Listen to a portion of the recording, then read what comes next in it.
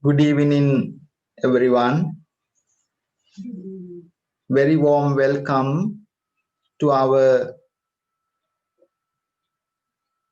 online webinar that we regularly host special programs in between our courses and drop-in mindfulness meditation sessions. We, Letchworth Dhamma Nikethanaya Mindfulness Meditation Center, is been nearly 20 years providing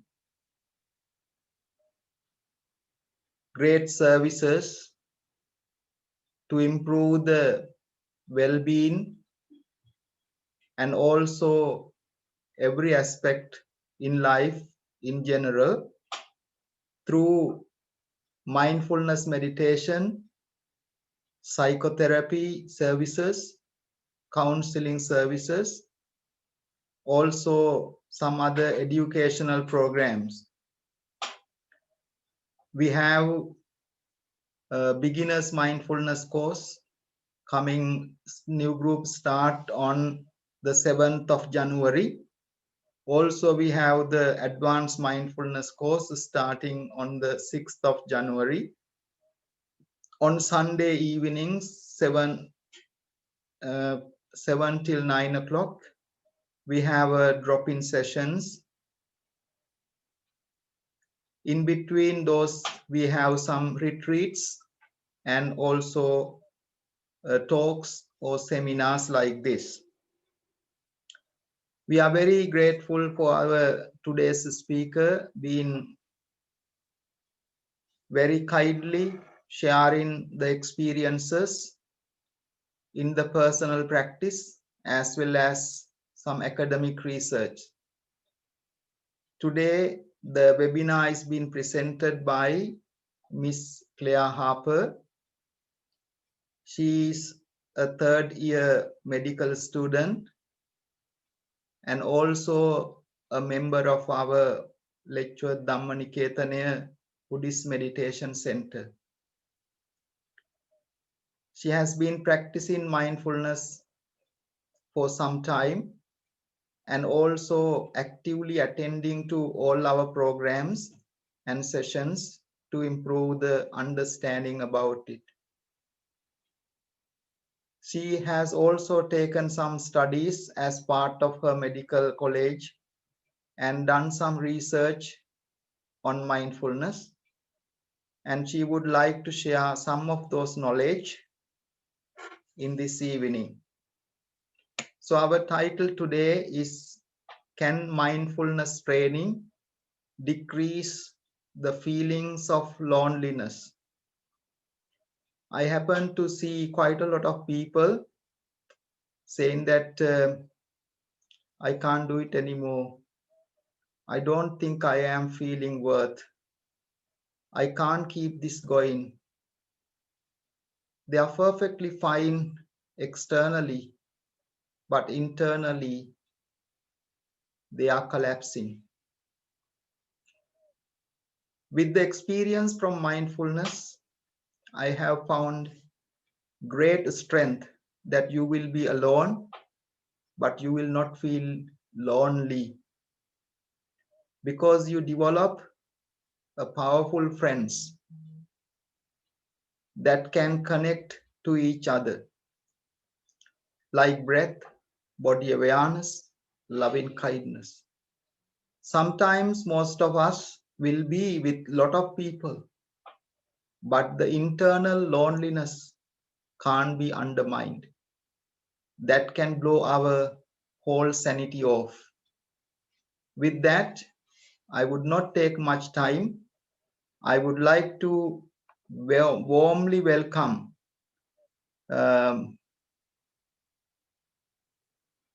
our speaker today, Miss Claire Harper.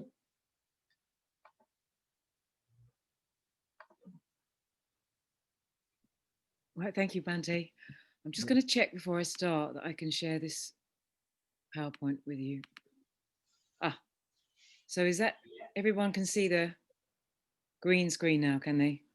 Sure, we can. Yes, Yes. lovely. Okay. Okay, so as Bhante said, I'm a third year medical student, and as part of my medical degree, I've just done 6 weeks research project on a humanities topic, and I chose mindfulness, which was one of the topics being offered, because I've got a great interest in it. And it's actually something that's being used in the NHS to treat mild and moderate depression. Because there's now a lot of evidence that it can really help with depression. And so I think it's it's an enlarging field, mindfulness, in terms of healthcare, how it can help. And actually the research as well is increasing all the time. It was actually a man called John Kabat-Zinn, who you may or may not have heard of, that seems to have sort of pioneered the movement of sort of mindfulness in the West. He did a lot of training with Tibetan monks, and he's sort of, I think it was in the 70s, he brought over mindfulness to a medical school in America, and he introduced this mindfulness-based stress reduction program.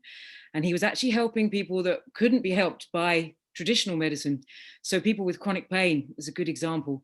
And he would put them through this 8-week course he developed, which was consisted of mindfulness and yoga, breathing practice. And the results are quite remarkable in the way people, he wasn't curing their pain, but he was teaching people to have a different relationship with their pain through mindfulness.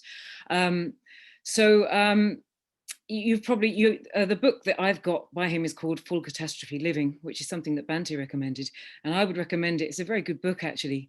And with my 6-week course, I've been sort of reading a lot by him and watching some of his talks as well. And it's very interesting to compare the secular mindfulness teaching with the traditional teaching, the original teachings from the Buddha that we've been learning through Bhante and Padma and Thura. And I've been doing it now for about 1.5 years with the Letchworth Academy, as well as doing some up here because I'm based in Aberdeen, you see. So without further ado, so I've decided to look at the effects mindfulness can have on loneliness, because loneliness is very topical right now with the social distancing and social restrictions brought about by COVID-19. So that's why I chose loneliness as a topic to have a look at. So first of all,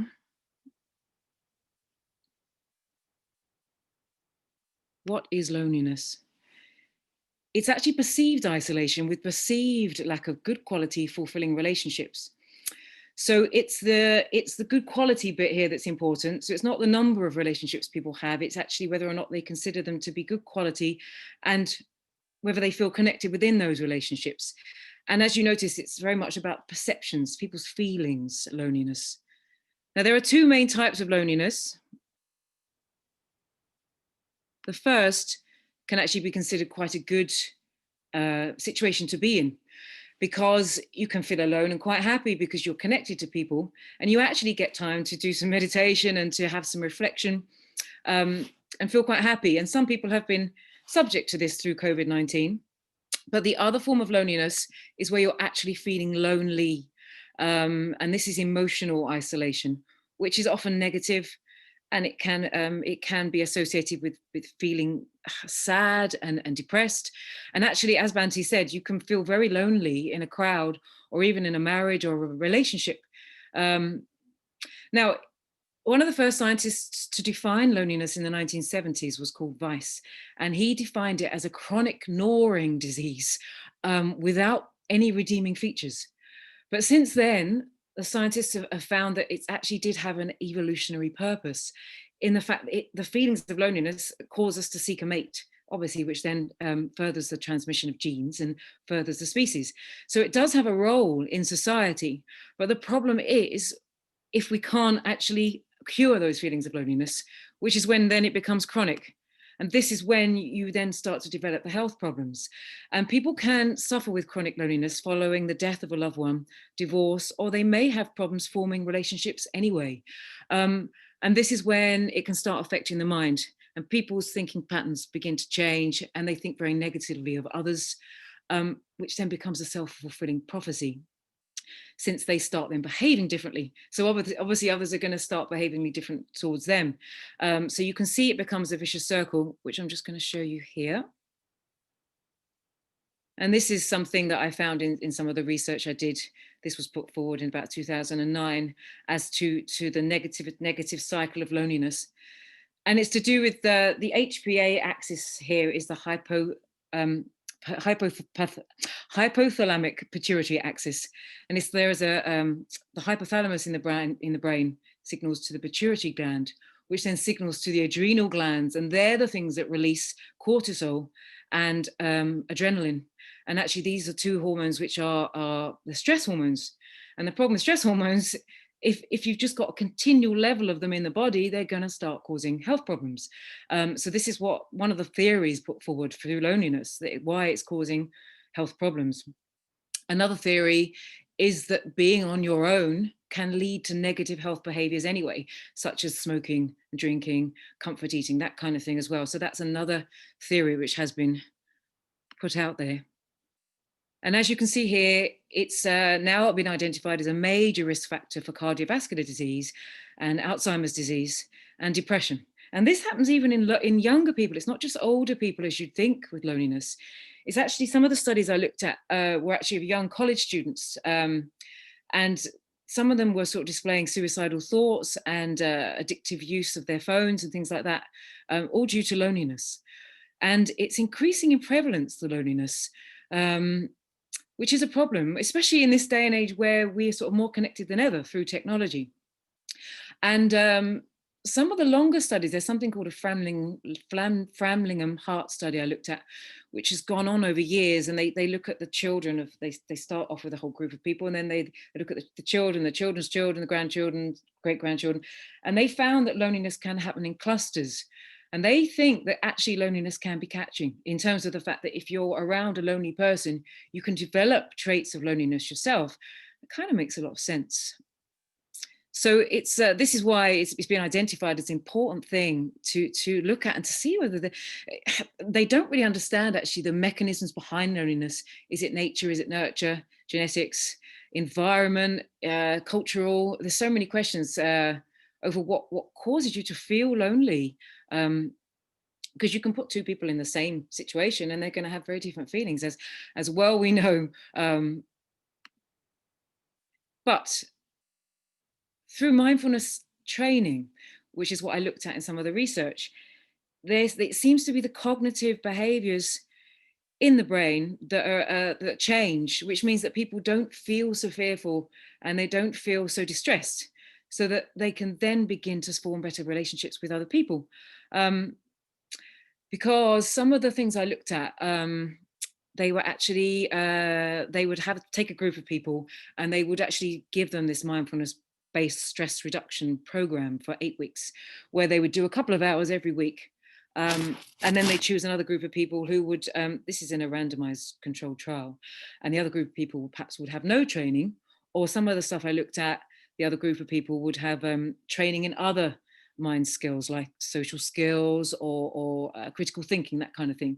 And then at the end of the study, they'd compare the results, and very strong evidence saying that mindfulness definitely reduced people's perception of loneliness, but it also reduced people's, in one of the studies I looked at, a very recent one, they found that people actually had more social interactions.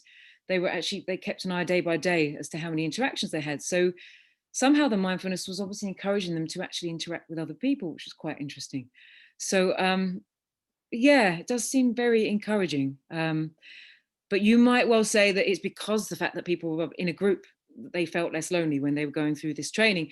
But some of the training was delivered by smartphone to try and negate this effect. So it wasn't just the group. And also what they found is even people who were in groups and had other form of mind training, like a social skills training, they didn't get such good results. They still felt more lonely than those who had done the mindfulness training. So it's definitely these altered traits and altered cognitive processes as a result of mindfulness that has the strong influence here. Okay, so now obviously within my project, you see, lots of people were coming across mindfulness for the first time. So very much I was looking at what mindfulness is. And I know all of us here, most of us here know what mindfulness is because we've been practicing for some time. But it's quite good. I suppose it's quite good still to look at it anyway. And because it's what I found by doing the project actually was that by looking at it and trying to put it all together, you really learn even more. I guess that's what happens when you teach, isn't it, really? Because you start to make even more sense of it for yourself. So I'd say, even though I absolutely have to admit, I hate doing essays and I don't like research particularly, but I have learned quite a bit. So this is the modern definition by John Kabat-Zinn, as you can see here. And we've all been taught this from Bhante about the paying attention, in the present moment and not to judge our experience. And that's very important because as soon as we judge, we're not in the moment anymore, are we? Because we're putting a label onto something, whether we don't like it or we do like it. So we're not able to see what's happening in sort of the next moment because we're lost in thought. And it's important to see mindfulness as heartfulness, because our heart is something that is very much about love, compassion, and kindness. And even in the secular mindfulness world, this is because we did have training during these 6 weeks of sort of the secular mindfulness, and they talked to us very much about compassion, kindness, and love, without which mindfulness, it really doesn't work. And compassion is something that is really being looked at. There were some studies that they showed us where they got young babies and there would be like a puppet show, and they would get they'd have a girl sitting there playing with a dolly, and someone would come along and steal the dolly, a puppet would, and then they get the baby to choose which doll they wanted, and 9 times out of 10 they'd go for the good doll, the one that had perhaps had the dolly stolen. Or they do another example where someone had an act of kindness to someone, and the kids would all go for that person. So there's a lot of evidence to say people, we're actually born good, if that makes sense. And we're actually, apparently it's a very natural thing for humans to want to be compassionate. And the feelings that we have when we commit a compassionate act are actually really, really good, healthy feelings. So it's definitely something that we really want to do. But somehow in the course of our lives, I think sometimes compassion gets lost and we forget. This is actually an excerpt from W.H. Auden. About suffering, they were never wrong, the old masters. How well they understood its human position, how it takes place while someone else is eating or opening a window or just walking dully along. I found this really moving. I heard it on the radio, actually. There was a woman on the radio talking about loneliness, and this really sums up, doesn't it, how we feel when we have a crisis in our life, when we look out the window and everything's just going on as normal. The sun's shining, people are walking about. And I remember that very distinctly at a certain time in my life. You can't quite believe it, actually. Your world seems to have fallen apart. And and this painting that I've got here in the background is based on the Fall of Icarus, which was a Greek god who fell out of the sky to his death.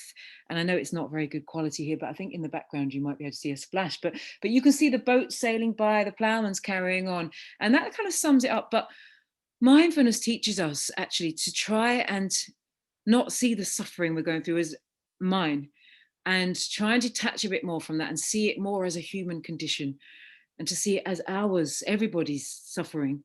And therefore it makes it easier to connect with others and to be more empathetic with others, and actually obviously then keep better relationships with others and stop going into ourselves, which we do when we suffer. I know that. It's I'm sure we all do as well. So I thought that was a really good one.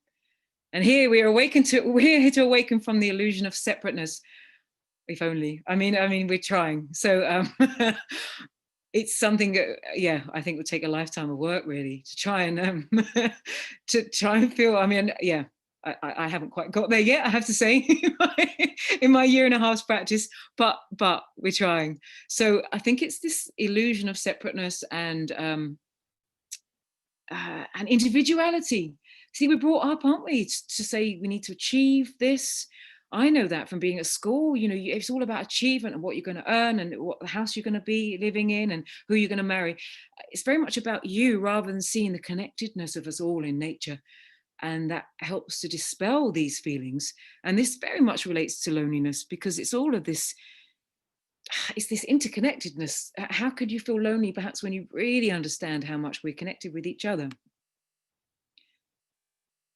This is something Einstein wrote. A human being is part of the whole, called by us universe, a part limited in time and space. He experiences himself, his thoughts and feelings as something separated from the rest, a kind of optical delusion of his consciousness. This delusion is a kind of prison for us, restricting us to our personal desires and to affection for a few persons nearest to us. Our task must be to free ourselves from this prison by widening our circle of compassion to embrace all living creatures and the whole nature in its beauty. Nobody is able to achieve this completely, but the striving for such achievement is in itself a part of the liberation and a foundation for inner security. It's really, even just as I read that then, I read more into that. John Kabat-Zinn, he has this in his book, which is where I saw it, and he found it in the New York Times. I think it was in the 50s, but it was from a letter from Einstein to a rabbi, a Jewish rabbi, whose daughter had died. And the rabbi could not reconcile himself with the fact that his beautiful daughter, innocent daughter, had died at such a young age. So he wrote, people used to write to Einstein apparently with their problems, and he would write back. So this is apparently part of a letter he wrote back. And it's incredible actually that such a great scientist could see all of this. And I don't think I need to say much more about it actually, because yeah, there's so much in that statement really. How this feeling of connectedness can actually make us feel so much more secure. And I know I've always suffered personally with insecurity. And a lot of that, I'm sure now, looking into the mindfulness, is to do with this feeling of separation.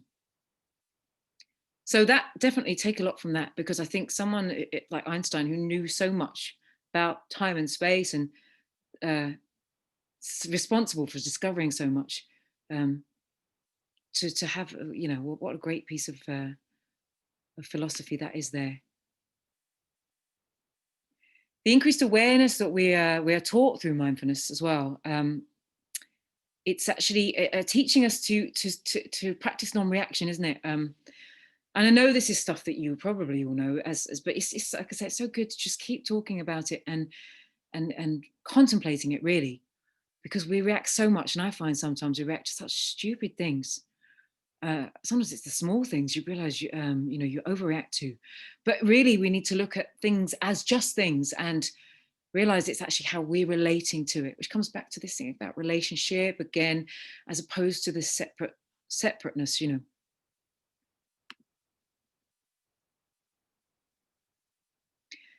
Love. Love is everything, isn't it, really? I think most things come down to love. I think without love, there isn't much, is there? certainly responsible for the nurturing of a child.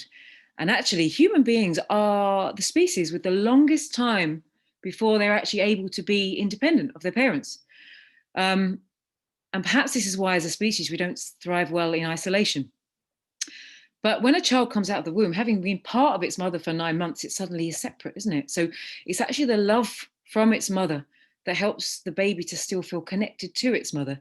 And it is love, isn't it? Love is got so many different meanings. And love, I think love is a huge thing that we need to develop for ourselves, coming back to the compassion thing. Because love does just make us feel connected, doesn't it? Which is something very much that Jesus was teaching. And Jesus obviously was an incredible person, incredible being, just as Buddha. I mean, he was obviously 600 years, wasn't he, after Buddha, where he was teaching. But he was only, I think Jesus was only about 32. I might be, you can correct me if I'm wrong later, but when he died. So his teaching time was very, very short. So it'd been very interesting, wouldn't it, to see where, where that would have gone if he could have been around for longer. But no, I'm just sort of thinking, as I'm sort of thinking off the cuff here as I sort of speak, really. But having been brought up a Christian, you see, a lot of these things are some of the Christian teachings are deeply embedded. But I think there's a lot of negativity that gets instilled into you as well sometimes, from, especially, I was a Catholic, you see, and I think some of the being taught that you're a sinner, that kind of thing, don't think it helps really, because I think as a child you are mopping up these things, aren't you, like a sponge. So I don't know, maybe we can talk a bit about that as well. There's so many things really, but I'm definitely grateful now to have been to find the Buddhism and to find a slightly different approach to similar-ish concepts, but in another way very, very different, and to really sort of look more with reality at things, look really more. I think I've always lived in a bit of delusion. I think we all, maybe a lot of us do, painting a picture of things all the time, especially as who I am. And I think Buddhism is sort of really, and mindfulness, trying to break that down, especially when we look at the body and what we are really, the fact that we're the elements, but we'll come on to that in a moment. So I'm probably jumping the gun. This is a little sentence from Orson Welles here. We're born alone, we live alone, we die alone. Only through our love and friendship can we create the illusion for the moment that we're not alone. It's quite, I find that quite negative. I looked at that really. But then the positivity, I guess, is the love and friendship. And also the positivity is that, as Bhante said, we're not actually alone. If we practice mindfulness, we realize we're not alone. Especially if we start to unpick these feelings of self and hanging on to this separate self, which I'll come on to as well. So anyway, I find that it's quite powerful, quite some powerful words there. But as you'll see here on my next slide, it's not the lack of love and friendship necessarily with others that leads to loneliness, but it can be the fact that we're not tapping into our true nature. And actually, I know that myself when I feel quite lonely. It's this feeling of emptiness, isn't it? Voidness. Yeah, it feels strange, doesn't it? It's almost, you feel like it's wrong. It just feels, I don't know, you do anything to escape it. And maybe it is because it's threatening who we are. We don't like the fact we're empty, but actually we are empty, aren't we? So once you start mindfulness and realizing that is who we are, the emptiness, we can begin to embrace it.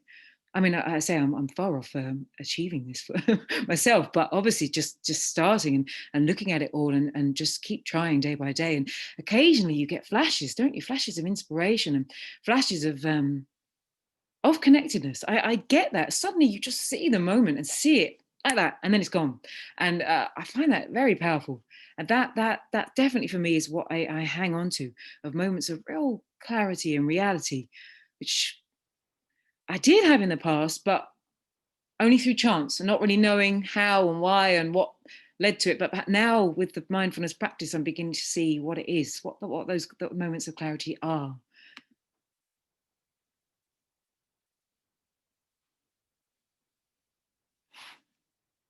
That's a beautiful picture there, and some words as well.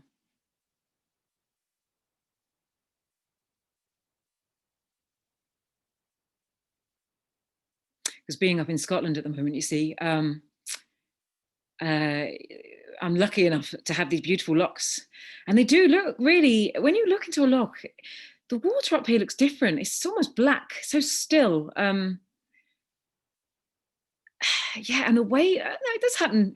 I'm wrong. It does happen in England as well. If you look the way the trees or the mountains are reflected in that water, it's quite an incredible image, isn't it, actually? Don't necessarily know why. It just is. Perhaps it is to do with this. It's to do with the stillness, maybe, of the water. Something. I will have another look tomorrow, actually, when I'm out and about. But talking about stillness, this is where we disturb the stillness. Now, where we disturb the stillness is through our thoughts. Our nature is this stillness and emptiness. This is our true nature. But when we have a thought, it disturbs the superficial layer, the superficial part of our brain, just like a pebble would disturb the top bit of a lake. And you see the ripples, but if you go deeper, that pebble barely makes any effect at all. So that's a good sort of analogy to think of with the brain, because what we're trying to do is to get deeper. Bhante is always saying we practice, go deeper, and it's very hard because we're used to being superficial, aren't we? Well, I am thinking, and it's hard. But that deep bit that's the stillness. That's the bit, and it's the bit between the thoughts. Sometimes you think there is no emptiness, but there is, because there are little gaps between thoughts, and that is the emptiness that mindfulness helps us to explore. Just like clouds in the sky. When you look up and the clouds are in the sky, all you can see is cloud. But actually, if you just wait and the clouds roll on by of their own accord, just like the thoughts, you see the clarity. So the thing is really not to get involved with these thoughts, not to identify with them, not to think, oh, it's cloudy, or it's the thoughts are here, oh my goodness, just to try and be calm and let them go. Don't do anything. Don't try to let them go. Just let them be. And letting them be will mean they should go of their own accord, to help us to gain that calmness, which will then lead to deeper states of mindfulness. Okay, so this is the kind of thing that we fill our lives with in this desperate attempt to fill this emptiness. So it can be shopping or lots of sex. If we're lucky enough, I don't know, it depends on we won't go into that, but people do, they have lots of different sexual partners. I'm going to blush now, but just to you get people, don't you, that are always having different relationships. It seems that they just want that excitement, or and so I've got someone here, comfort eating, watching TV, smoking, drinking, or even a successful career, that we fill our lives with these things. And I think that we don't sometimes have time to look within at the stillness and the emptiness. This is an ocean wave, and it's a good metaphor to use a wave. I know it can be overused, but I think it's really good in lots of ways, because a wave can represent one of our lifetimes in the fact that it rises up and then it's gone again. We're gone within an instant, aren't we, really, in terms of, relating to the whole of space and time, as Einstein was talking about. I mean, what is that anyway? Because time isn't linear, is it, really? But that's another whole topic too. But the other thing about the wave is that it is part of the ocean. Even if the wave doesn't think it is, it might think it's independent. So it's actually part of the ocean, just like we're part of the universe. So a lot of us don't really realize this, or we don't realize we're connected. And we try and hang on to this me, mine, and what can I have? And I want this, I want that. And I need to live forever. I need to do this and that, because we don't realize that we are impermanent, like a wave. And we're ultimately empty. We're empty because there's nothing in us. There's nothing in us that's independent of everything else. So, like we've learned with the body, all the parts are dependent on everything else. The heart can't work. It can't work if it's got no blood to pump, can it, as an example?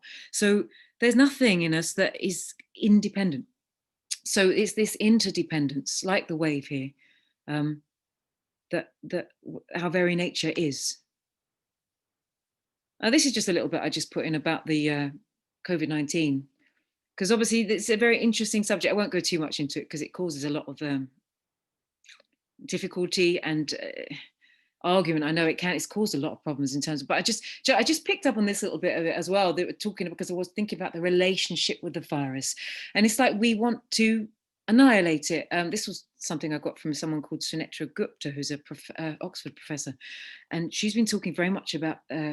She is a very respected scientist, but she seems to be getting a very bad press at the moment because people, you know, she's trying to say perhaps she's suggesting lockdowns aren't necessarily the right way to go, because we're not, you can't just close the door to the virus. And but like I say, I know this can be a bit contentious, this particular subject, so I won't go into it, but I just find it interesting that it's the way we live, isn't it? The virus has come about through us, hasn't it? It's not separate to us. So you know, we could talk about that in a minute as well if anyone wants to say anything. But I feel some of this isolation is closing us off from what it is to be human. Because what it is to be human is to be compassionate to each other, isn't it? And to reach out to other people as well. So in a social context, and being part of society also holds its own responsibilities as well, doesn't it? We all take risks, and we take social responsibilities towards each other, because that's how society operates. So it's very interesting times at the moment, isn't it? The way we're reacting with the COVID.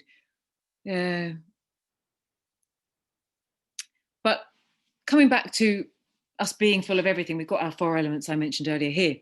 So if we can actually wake up to the fact that we're not just part of nature, we are nature. We are the earth, the fire, the air, and the water, because all of the elements make up our bodies. So then that's when we actually become enlightened. I think if we actually realize that there is no self, we are that, we are. So we're empty, but paradoxically full, which is not really something you can think about, is it? You have to, it's a different level of contemplation where you have to become calm and mindful in order to contemplate these things. Awareness, John Kabat-Zinn was saying, awareness is a different, I've heard him say it's underneath thought, but I've also heard other people say it's above thought. So it doesn't really mean it's superior. It just means, well, it is superior really, but it's a different level though, isn't it? Awareness. And this is the thing that we are striving to be as people that practice mindfulness. I arise today through the strength of heaven, light of sun, radiance of moon, splendor of fire, speed of lightning, swiftness of wind, depth of sea, stability of earth, firmness of rock. That's something I found in a book by Daniel O'Donoghue, who he's a Christian. I think he's a priest actually, but he knows a lot about the Celtic traditions. And I was looking at a book called Anamkara, which is your soul friend or something. And it's very interesting how a lot of the stuff is written there. I'd say it's similar to the sort of Buddhist mindfulness ideas, really, of, because the Celts, I don't know a lot about it, but really believed in being part of everything around us. And it's something we've lost, isn't it, the way we're living right now? Without, you know, we're not in tune with just what it is to be part of the sunrise or the sunset, you know, and so dependent on nature as well, especially now we've got our heat and our light, haven't we, all the electricity and things like that. This is another one I liked here. When I opened my eyes, I saw nothing but the pool of nocturnal sky. For I was lying on my back with outstretched arms, face to face with that hatchery of stars. Only half awake, still unaware that those depths were sky, having no roof between those depths and me.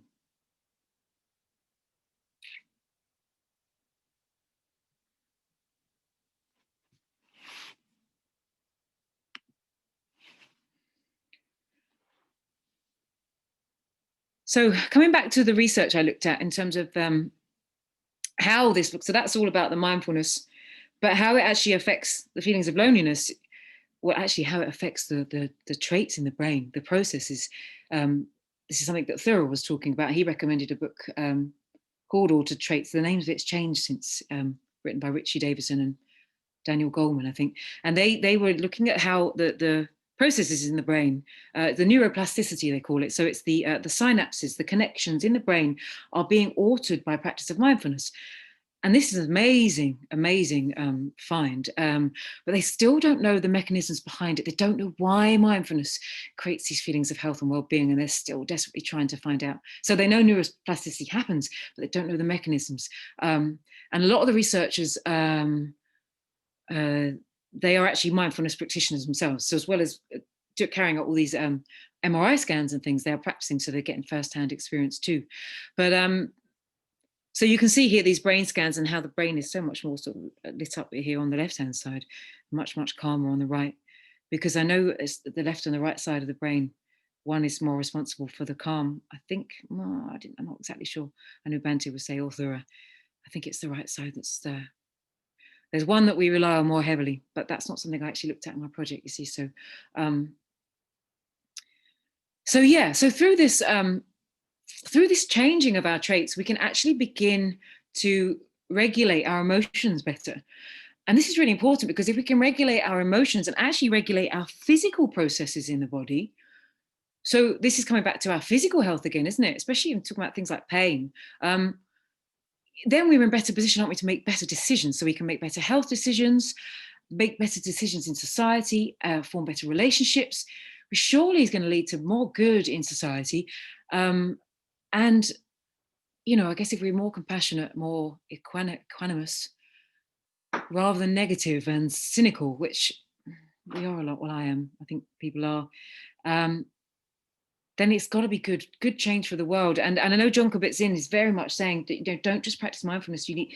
Yes, practice mindfulness, but then somehow mindfulness, then you need even to take that on and make our changes within our society. I know Emma was talking the other day about a project she did in her local playground, things like that, and just the small changes, I guess it is, isn't it? I guess if we feel better in ourselves, we can do these things. And I think loneliness is something that must be able to be helped by those kind of things. So this is the end of my sort of presentation on the loneliness side of things. And there's a saying there by Buddha about make sure we include compassion within the mindfulness and everything we do in order to make it real, make it happen. It's absolutely crucial.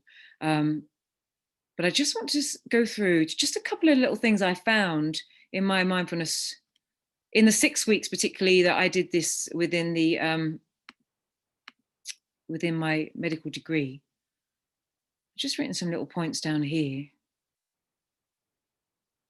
And they're just little things that I stood out, because we had to do an essay on reflection about how we found mindfulness. So I've sort of written a lot in that, but I won't waffle on about that now, but we can talk about that.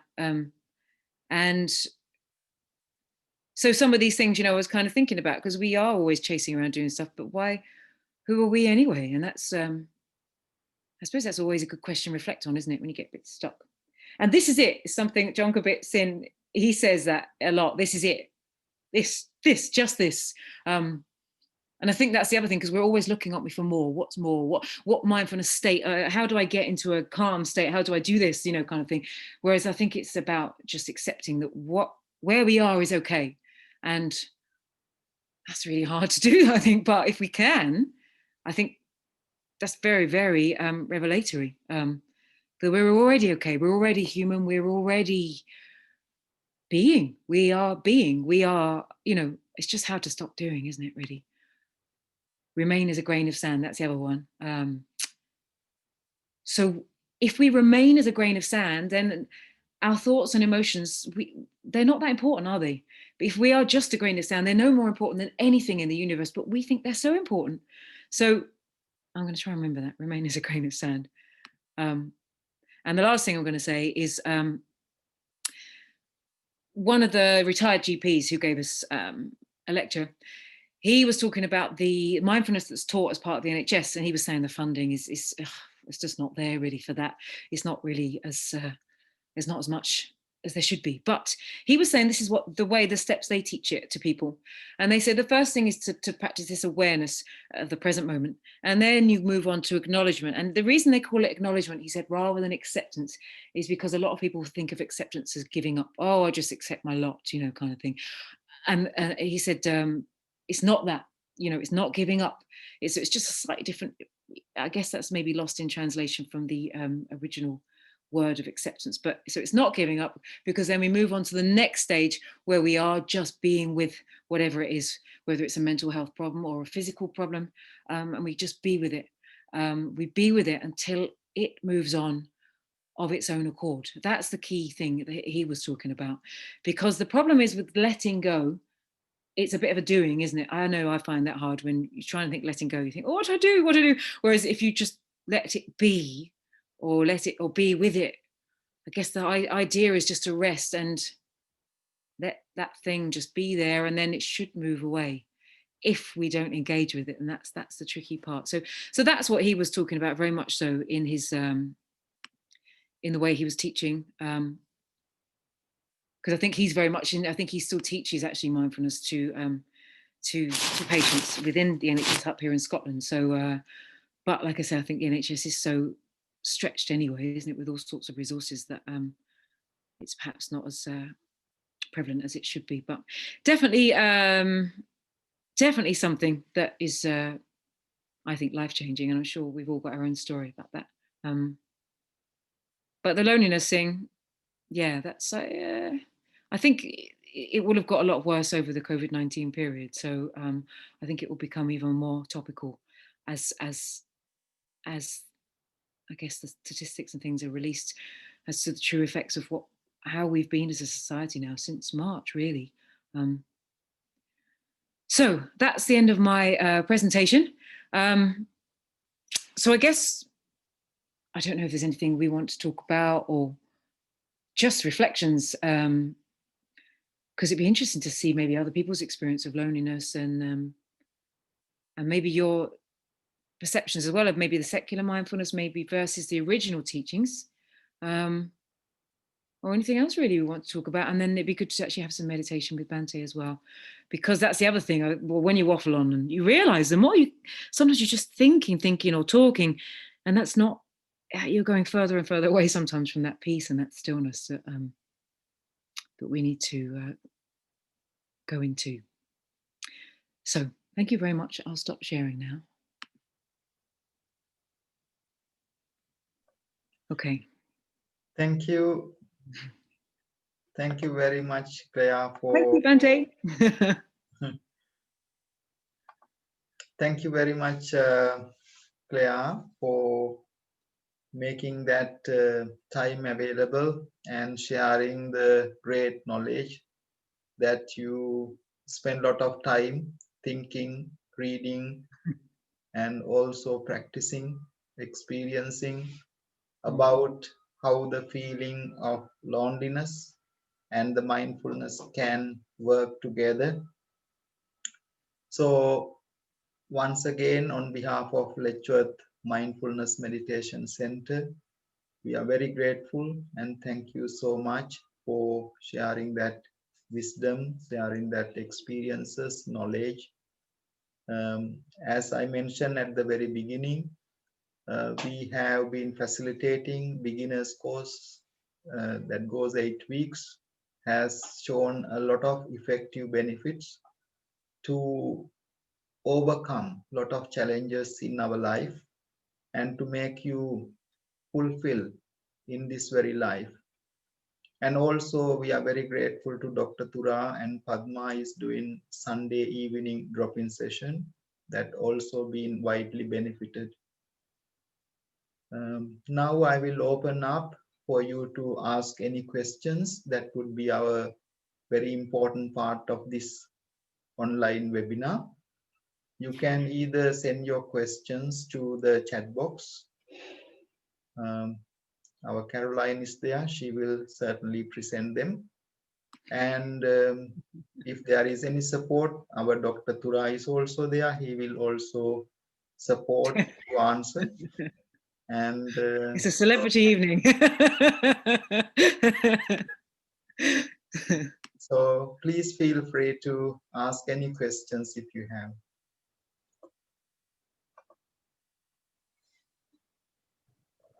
Hi, it's Claire. Thank you very much. That was really interesting. It's not a question, but I just put in the chat the link to a podcast I listened to this week from Dr. Chatterjee, who was interviewing a retired consultant, Julian Abel, Dr. Julian Abel, and it's about compassion. And he was saying that research has shown that there was a drop of 30% in hospital admissions as a result of practicing more compassion. So that was, yeah, just really an add-on to what you were just saying. So yeah, just how living in a more technologically connected world, but we are so disconnected from one another, and you know, sort of this exploded society. I don't know if that's something you touched on in Western society as opposed to perhaps other cultures where, you know, family structures are very different,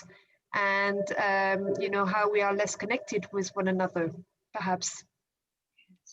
Yeah. Just something that's springing to mind as I'm sharing this. No, thanks, Anne. That's really interesting. Yeah. Did you have any did you have any information on how certain cultures you know, the way that the societies are structured, you know, there's more loneliness than in others? Yes, the only thing we didn't actually necessarily have teaching within the 6 weeks, but they did hint about the like you've already, they say, don't they, is it in Italy where they still very much have their grandparents still live at home and things like that, there was a lot of talk about that at the beginning of COVID, wasn't there? And how the breakdown in our family units, and you're right, so that must affect the natural compassion, mustn't it? Because we are, as I said, naturally compassionate. We want to be compassionate, but how can, like you say, when we're more and more disconnected. But no, I don't know too much about, maybe I don't know if you do or others know more about the actual other cultures and how, you know, not sure. No, don't know. Just a bit like Bante was saying at last week's class, how when we did the sorry, my doorbell's ringing. So when we were talking about dead bodies and how in like, for example, in Sri Lanka and other countries, dead bodies are there for people to pay respects. And here, if you think like over here, we tend to put old people, they go in care homes, where, you know, like these are different ways for societies to function. And, you know, perhaps that doesn't help promoting compassion to a certain degree. Yeah, that's interesting, yeah. Multi-generationally and life experiences and so on. We are less equipped because of how it's designed or how it's evolved. Yeah. Sorry, just a reflection here. That's good. Thank you. If there is any others, please feel free to forward some questions.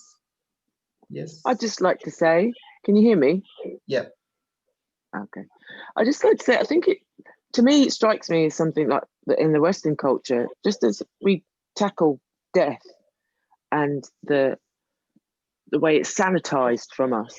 I think the idea that we are alone, we were born alone, we die alone, we walk alone, is another sanitation that's taken away. The realistic nature is taken away from us, and you know, you're conditionally fed, you're going to be happy, you're going to get married, you're going to have children. You know, life doesn't necessarily work out down that path, and it's that grievance that we feel. But there's, you know, there's so many parallels. Death, loneliness, they seem to walk along the same path in the Western world, that they're sanitized, and we don't have a realistic nature about either things. That was my observation. God, that's a new idea for my next project, actually. Yeah, that's really, yeah. It's true, isn't it? You're right. How these connect with lonely. Yeah. We're not realistic about it seems. But mindfulness brings us back to that realism without fear. You get to face those and walk in those and notice those feelings but there's no reaction, and that's the peace that comes from it. It's the deconditioning of the fairy tales that you believe, you know, as a child. That's exactly what I was saying, wasn't it? This illusory world that we've created, haven't we, for ourselves? Of yeah, especially at Christmas time, all the adverts and the snow, haven't we, and all the pretty girls and, you know, whatever.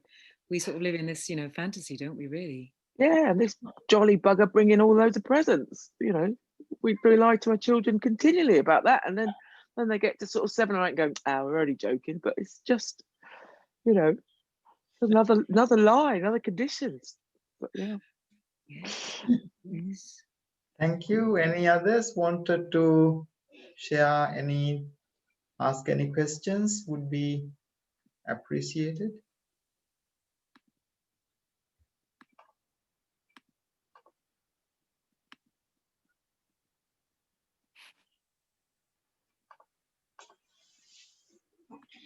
Hear me? Yes, we can hear. Yeah. Sorry, thank you. Just wondering, Claire, if in your research you covered at all anything around the effects of attachment on loneliness within this, because I was looking at the slide you had about the mother and the baby and the love. Just wondering about whether the part around whether if people don't experience that attachment, you know, when they're born, and that oxytocin that kind of fires up in the brain, those love centers, if that's missing for people at their earliest stages, whether that has a greater impact on their experience of loneliness, whether when they're alone they're feeling more lonely because maybe there's a trauma of fear or safety concerns kind of embedded in them. I was wondering, did that come through at all? The only thing we looked at, funny enough, it wasn't within this project, but we learned within medicine anyway. We've been taught about the feelings of being, you know, babies that are born sort of cesarean or maybe taken away from the mother. I think they were talking already, and even I don't know if there was necessarily, I think the breast milk was more of an immunity thing, to be fair, but they were talking about the fact that it can, perhaps the feelings of separateness. They talk, they don't they now, they put the baby, don't they, straight onto the mother's skin, don't they? I don't think that used to happen though, did it? So much, because they realize now the touch, and that's what I came across. I didn't put it in my project, but there's quite a lot of research into this, how much human touch, even as adults, means. And especially that relates to COVID, doesn't it, a lot? But yeah, so if you think of it like that, I know I was taken away from my mum for the first couple of days, and my mum said she was in the right state about that. But so I sometimes wonder if that's why, because I've always struggled with friendships, always, as a child at school. And I don't know, it might be just clutching at straws and thinking it was that, but you know, you do wonder, is that first bit of life in the big world, you know, without that connection to your mum, kind of thing. But you know, you talk about the oxytocin, is that what's the mechanism? But I don't know. Tell me a bit about that. What did you say? I could be wrong here. Isn't it the thing that's fired off when we sense connection and love? And I think right. Yeah, I was just wondering the part that might play in people's perception or experience of the difference between loneliness and being alone. Yes, actually, I know. And to be fair, no, I did touch a bit on that, because that was the whole point, where they were saying that what is it that makes us feel lonely? You're right. And the fact is it an upbringing thing? Is it something that's happened early in childhood where, but no, I didn't actually do any specific, I didn't look into it in any depth, actually, no. Interesting. Thank you. Yeah. Thank you. Anura, Dr. Anura is there. Would you like to speak? Is that me? Yeah. Okay, thank you. Yeah, Claire, it was a great talk. I very much enjoyed. I just wanted to add to our discussion, because there is a question asked, you know, is it kind of really some difficulties with attachment or some of our adverse early childhood experiences? Yeah, do they affect our kind of psychological well-being at a later stage? And I worked as a pediatrician. I'm retired now. Definitely it has, because we know that when there are significant attachment issues with a child and your kind of adverse early experiences has long-term psychological effects, and I'm sure that will add to your loneliness, and partly it's also to do with your difficulties with relationship with outside world. Yeah. So the second bit, I also wanted to cultural difference. Yes, we know there is a vast cultural difference between, I was born and brought up in India, and it's all there. I was brought up in a kind of really big family environment supported by uncles, aunts, and I lived in UK for nearly 40 years now, and my children had different experiences. Yeah. And what I also realized, even for a younger child in schools, they get taught about you have to be strong. You know, it's a lot of emphasis on about individual. You have to be a good individual and you can manage your affairs. So that kind of really awareness of community or little bit wider society is missing. And the third bit is kind of really is about death and all that, you know.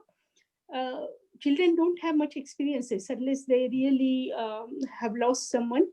And because the families are getting nuclear, and also families are getting very complicated, you know, from child's point of view or even family point of view. Sometimes the support you would expect is less. So all these factors. But I also realize, my understanding is also how much you know about yourself, because really your strength as well as your weaknesses. And that's where I think mindfulness or something helps in a longer journey, and more so with COVID-19. Yes. So did you say, sorry, because did you say that you think maybe being taken away from your mum at first will have an effect on a child then, do you think? Oh, definitely. You know, the thing is, if I think again it's a little bit very difficult, you know, because when we are talking about in very general terms, you know. But if you know that really the example will be kind of if mom has mental health issues, where there are attachment issues, you know. Yes. If mother had some difficulties in herself. But I also get a feeling, even if child had some sort of really significant illness, or if mother had some, you know. So I think really the difficulty one has is sometimes you can't measure how much that really had adverse effect in your kind of really long-term psychological personality. And that's where the whole difficulty comes, how much it is nature, how much it is nurture. Yeah. And I have a feeling they both are very equally important. Yeah. But I also think nurture is also very important, because if you had those early loving experiences, that will be part of your memories. Yeah. And that's part of your memories are the one which you use, you know, kind of really in later experiences. Yeah. Whenever you are going through difficulty. So, you know, because I was born and brought up in India, there has been a lot of emphasis about the family and also about mother, you know, because the way they sort of looked at girls, because, you know, there used to be arranged marriages and things like that. So they looked at the whole family. Yeah. More so mom and how do they relate socially and all those, you know.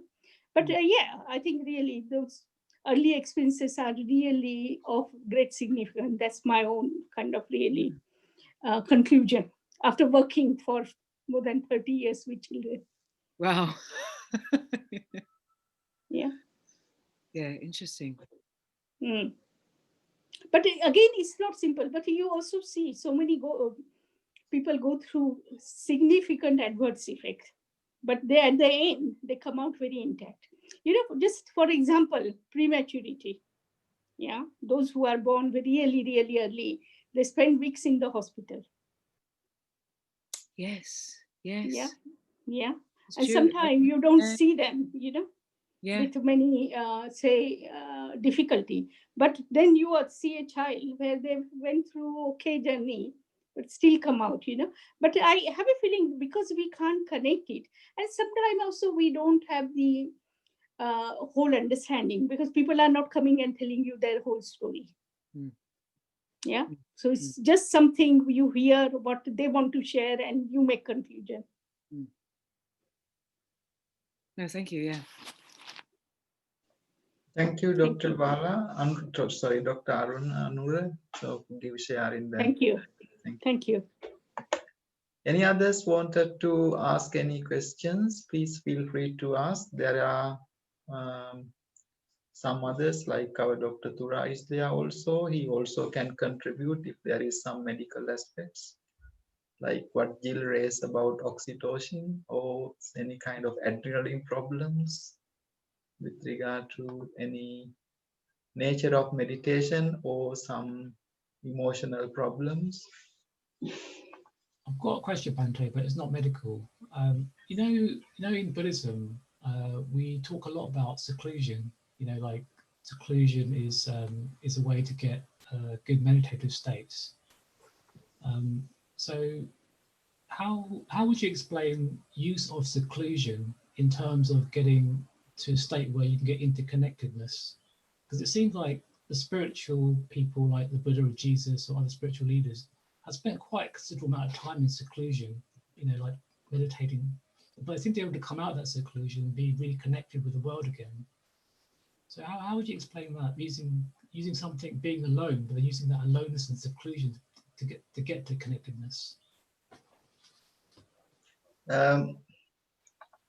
My general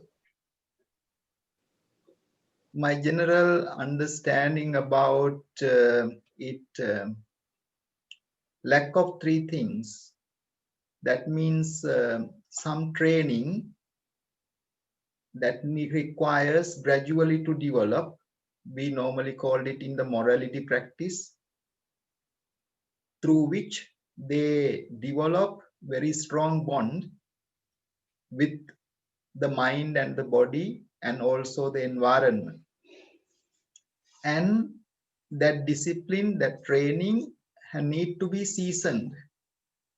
That seasoning nature is very much like our upbringing, how we are being brought up with our families and environments, what we heard, how the teachings were being, or kind of some sort of attitudes are being developed. So that is part of our concentration levels. And the most important factor that make that change, switch over the condition, is the part of wisdom. When you are not really understanding that things are changing, things can't always be there for us, and that seclusion is part of the reality of life. Whereas we create a fallacy within us that is not right. So we think things are permanent. We are having a self. We are not like selfless. The natural way of developing emotions, feeling, and understanding is kind of an opposite of the reality. That opposite of the reality need to be overcome through certain practices like meditation or wisdom practices, particularly mindfulness. Mindfulness is a very, not faith-based as such, but rational faith-based practice that develops certainly the concentration level, also the wisdom equally.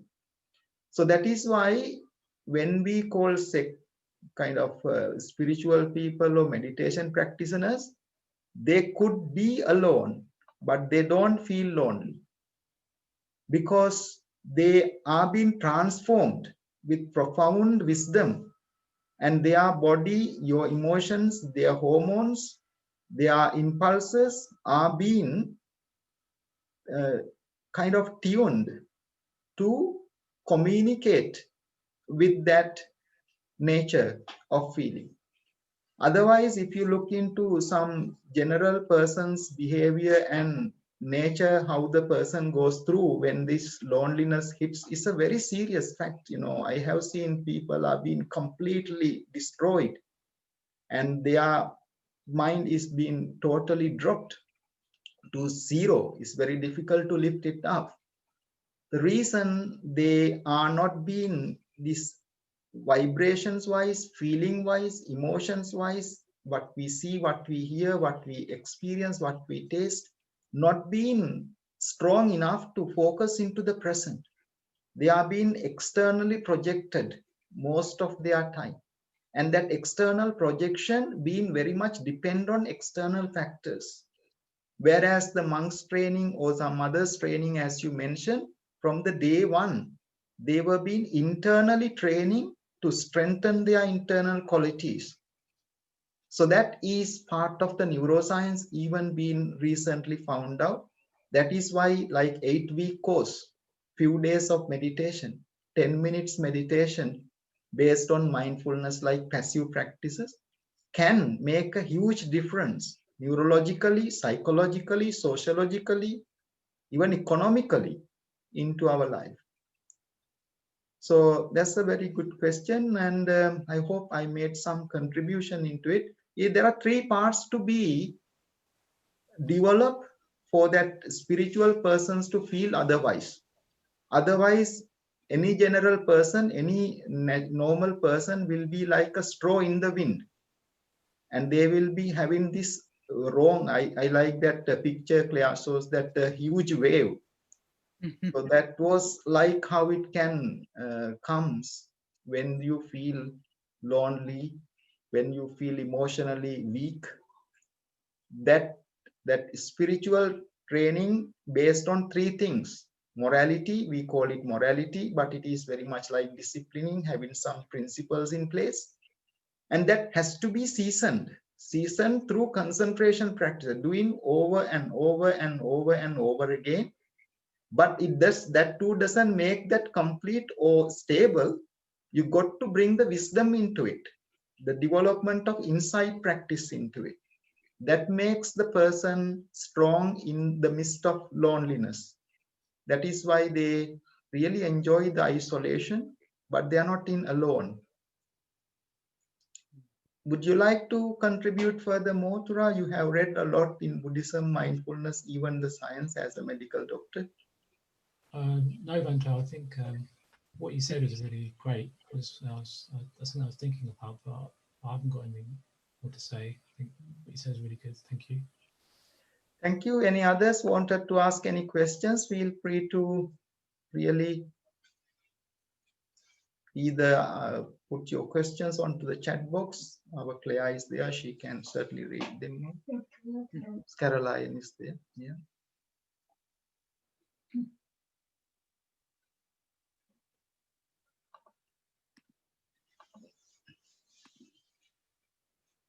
Bhante, have you spent a lot of time alone then? Have you ever been sort of removed from society as part of your practice, or not? Was it more always with other monks? And for 5 years, we have to be with always at the very beginning of training with the teacher. Then you are being encouraged to practice a lot of individual practices, but still in a kind of an environment of a center. Yes. But you are being practicing very much retreat type of things. Yes, so in that way, I have spent quite a lot of hours, days in isolation. There are still monks, the forest monks. They spend a lot of years and days in the forest. They are completely alone. They are not even part of the monastery or meditation center. So they spend in isolation. But that is why I said we need some wisdom as well. There was a monk who was staying in the forest for years and years. Then he saw a stone being exposed into the stream of water. Because that stone is being exposed into the stream of water, that stone became well shaped, well smooth, well nice. So he thought himself, by being in the jungle, in the forest, doesn't make me really tested. So he went back to the society. That is where the real world is, through which you can really see whether the practice are growing. So this need to be what we call middle path. This need to be kind of balance. Otherwise, some people just go into this completely isolation, and they prefer not to be associated, not to be connected, which is wrong. In the meantime, they completely doesn't interested or delight in being alone practice, they just keep talking, chatting, studying, having fun. They don't take even 10-5 minutes to be alone to develop that qualities. So this got to be meet in collaboration to get a productive outcome. Yes, because actually it's just reminded me some of the research I found. They found that younger people are less likely to be mindful in isolation. That's a bit of an aside, really. So they were saying there's even more reason for more mindful interventions whilst young people are being separated, you know. But I don't really know why that is, why you'd be less mindful. Maybe because when you're on your own, maybe that's because you're overthinking, perhaps. I don't know. I don't know really about that. Because there's also evidence, isn't there, that I saw that a strong evidence between the number of social ties you have and your health. So regardless of whether they're good or bad, there is a link. So we are sociable creatures, aren't we? So we are social creatures, but unfortunately we don't get that best out of that because of we are being not developed in our mind, and we are being kind of lost in our emotions. As you quite nicely saw the picture of either with the shopping or passion or sensual pleasures, we are being indulged in those things. So once you develop that discipline, as I mentioned through the training, then you become like content with what you have and make the life most. That is what we call that joy, that oxytocin, something like that Jill was talking. For example, you go and do some volunteer work, you feel happy. And when somebody see that you are doing that and make other people happy, that person also feels happy. So that person naturally develops that oxytocin. So that means being in a community, like-minded people who practice the same can each other support that way. Otherwise, as you are in an environment that people are very greedy and interested in shopping, dancing, and all these things, you are in a very dangerous zone, because that environment can make you eventually into the great danger of loneliness and some other emotional problems. That is what you were mentioning about YouTube or social media and everywhere. In the midst of this very demanding environment, you need actually more than average practice to survive.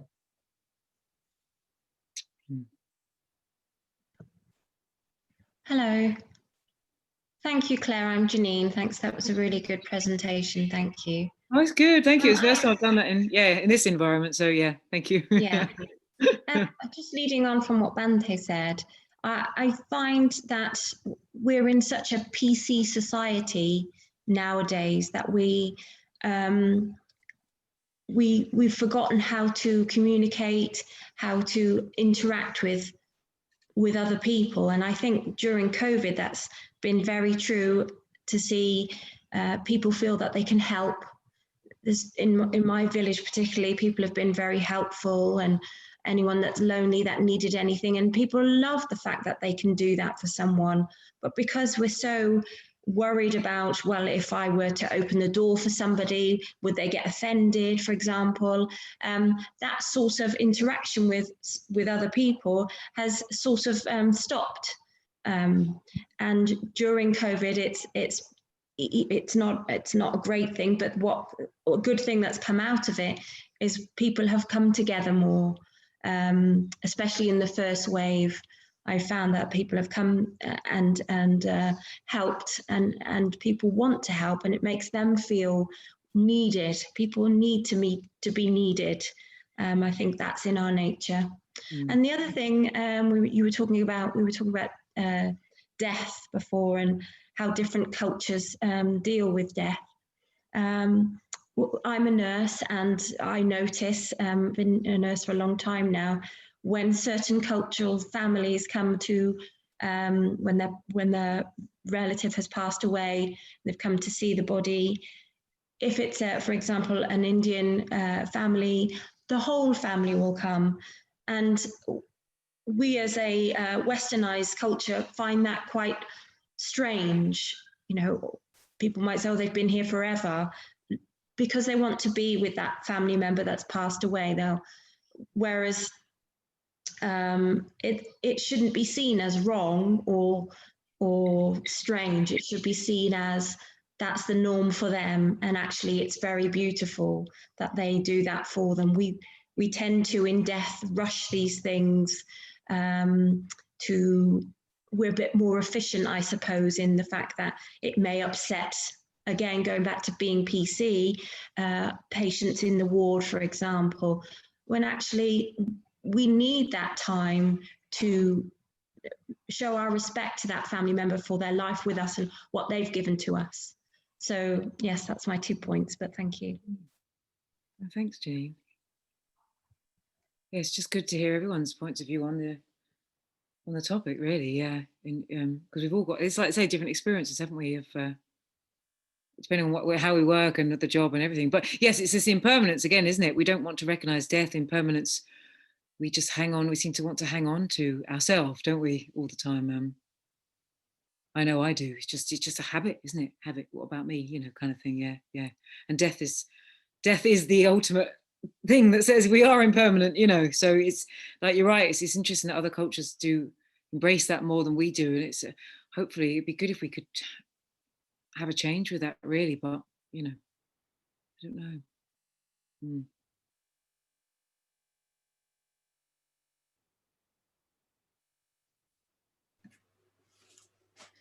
Thank you, Claire. It's such a massive topic, isn't it? It's been a wonderful reminder tonight. Thank you so much. Thank you. I'm glad came across well. Yeah, it's really great, and it's just it just opens up so many. You know, it's a term, isn't it? Loneliness, but actually, it's isn't it? Yeah. The areas within this and the connection with how mindfulness can be of benefit in so many different ways. It's fascinating, isn't it? Yes. I remember there were some really interesting things on the radio, and I work more with mindfulness in the workplace, and there was a big topic, it was a few years ago now, about loneliness in the workplace, you know, and again questioning these assumptions that if people are working, that, you know, the kind of the mindset had been that if people were in work back in the days when we were in workplaces that they weren't lonely, you know, because they were in a workplace. And then the findings unsurprisingly came out that actually there's a lot of loneliness in the workplace, and I'd kind of forgotten some of the importance of that, and so it's got me thinking again the importance of that, especially with people working from home again now, and who knows how things are going to be with those work relationships when people, you know, when things do ease back one way or the other. But it's a great reminder, thank you, of, you know, the hidden loneliness, I suppose, as well in society. No, thanks. Thanks, Jo. I think I remember speaking, actually I spoke to Bante a long time ago, and Padma, about, you know, when you go through other problems, you think, why am I doing it? And I think they did say to me, I think you're lonely, you know. I think, but it's something I don't think we perhaps realise. And then it doesn't mean that it's not necessarily the number of people around us, is it? It's not necessarily. It's just, it's a big subject. Yes. So it was actually like I said it during it. It was actually I've enjoyed it more than I thought, you know, because I'm not one for essays and but no, it is interesting. Thank you. You know, to add to what you're saying, just right now, do you remember his name escapes me, the elderly gentleman who during the first lockdown raised a lot of money for, he was doing all the runs and the walks in, I think. Yes. Captain Tom. Yes, thank you. I remember him being interviewed on the news one morning, and he was just saying, he was talking about, for example, elderly people, how sometimes in the supermarket people might get impatient at the till because of an elderly person is talking to the cashier. But he was saying it might be the first time they've spoken to somebody in days. And, you know, I think there's more awareness perhaps about loneliness for elderly people, like with Age UK, I think. But yeah, it's just really interesting to bear that in mind and put that into context, really, I guess. Yes. So, I mean, just hearing that comment about the supermarket, for example, you know, I think I'll be a lot more tolerant if I see an older person engaging in a conversation with a, you know, cashier, because I'll realize that I remember what was mentioned. And Jill, you're talking about it in the workplace. It could be just anywhere, really. Yeah. Yeah, and I know that personally, when you don't feel right, you don't make such eye contact with people, do you? And sometimes a simple thing like eye contact can be all you need. I know when I'm sometimes feeling very connected on occasion, when it happens with the world occasionally, you can look so, you can have such a connection, can't you, just with a passing stranger, that can just mean so much. And I think this is what we miss out on when we are in our heads and we're not able to. It's that being aware, isn't it, and being able to connect, just like I say, in passing. So I think it's, yeah, I'm thinking as you said that, really, yeah, a lot of things to think about.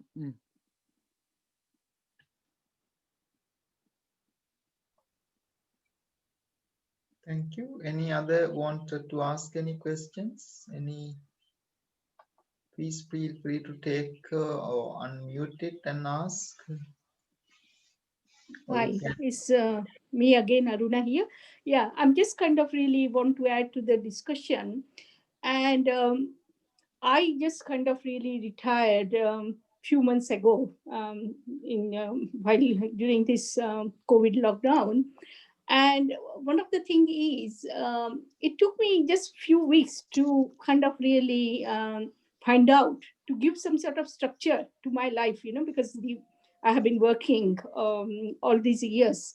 But once I accepted it, it has become easier. And I think really I'm quite happy now, that I managed to retire and kind of really doing reasonably well, spending a lot of time at home, because of this restriction. One of the things which I really wanted to kind of emphasize is really some of these things like mindfulness, meditation, or, I do a lot of yoga as well. And that's another kind of tool I find useful. So it energizes me with my beginning of the day.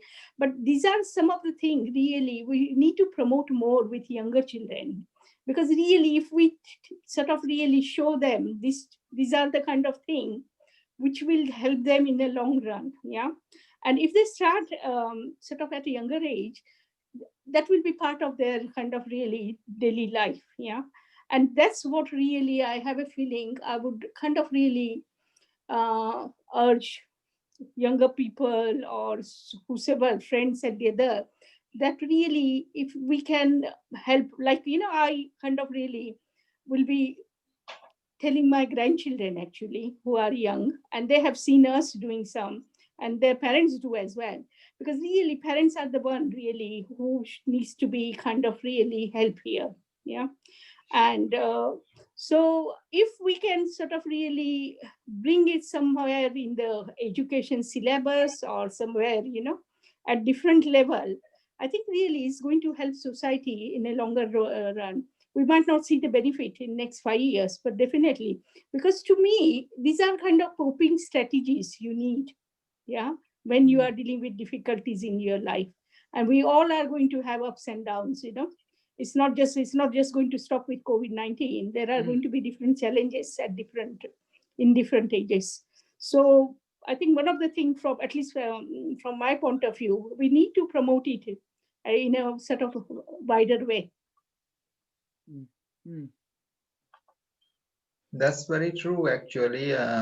Especially, it is a part of the adults, parents, to find that values within them and being an example to the young children. So that is the best way to start, by understanding that in the family household environment that we incorporate similar things. Otherwise, eventually those young people will grown up and have a big problem for the elders, because they are being neglected, they are not being looked after, they don't develop such relationship. Then the grandparent have the legal right to claim in the court that you need to come and see me. So likewise, certain things are being losing because we are not really adopting ourselves to show the children or the growing generation. And we are in another aspect very grateful and happy that so many articles are being put into the media, and so many research are being done, so that goes into the school. To an extent, a great effort being done, but it's still a lot to be done. So we need to be ambassadors of the society to take that message, and as we are practicing and benefiting from it, we need to kind of uphold the message and share the message with our environment. Thank you very much for sharing that, especially talking about how we can bring this to the next generation, which is very important thing.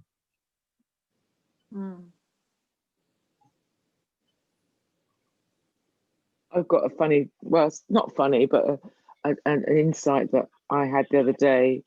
I'm down at my allotment, and we do this reparation thing. So you get children that come and to have to do like community service. And surrounded by the allotment, there's a lot of sort of elderly gentlemen that get solace out of their allotment.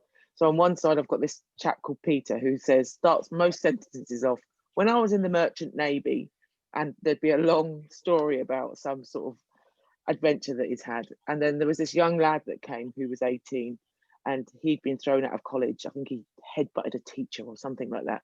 But both of them had very different lives. But the chap had lost his wife, and she'd gone into a nursing home.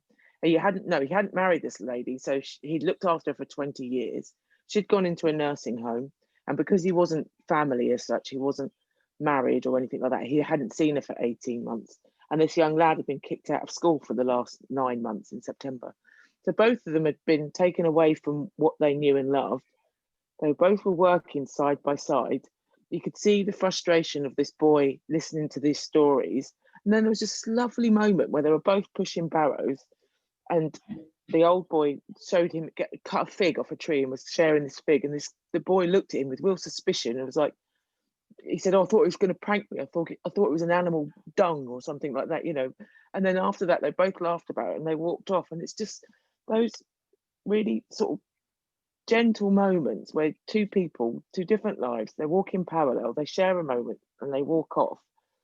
But that sort of experiment can be done so easily in life. But there's something I think it's in the Netherlands, where they get university students who don't have to pay for accommodation, but they have to live with somebody that's retired and that's lonely.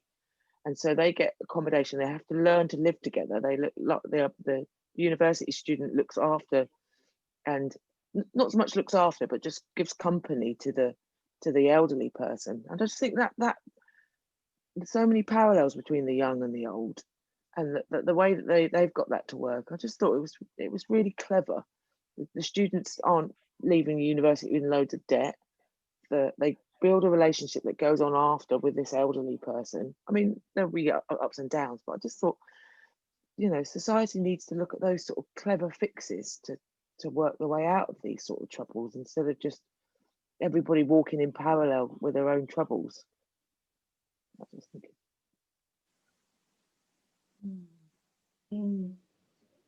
Thank you. We have about another few more minutes, very few more minutes. If anyone else want to ask any questions, please take this opportunity.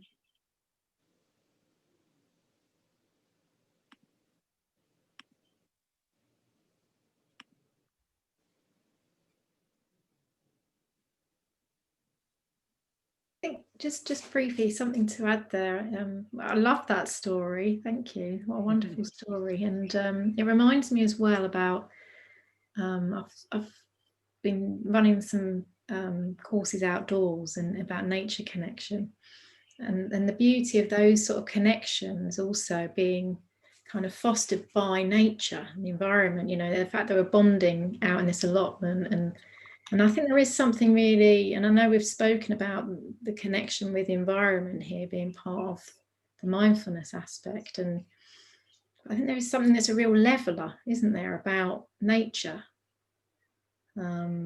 And I think there's a really important part of that with this loneliness aspect, isn't there, about when people come together and nature's there holding the space almost. It's a real equalizing, connecting kind of that Einstein, that universal reminder, isn't it? So yeah, I think it's got a really important part to play actually in tackling loneliness. The more we can bring people together out in nature.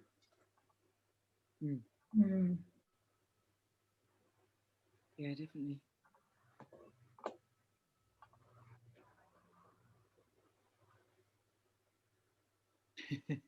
Yeah, I agree that, and it's all very simple as well, isn't it? It doesn't have to be big grand gestures when you go and visit your grandparents or a friend. It doesn't have to be a dinner out or a big outing for the day. It's just a cup of tea or a talk over the fence.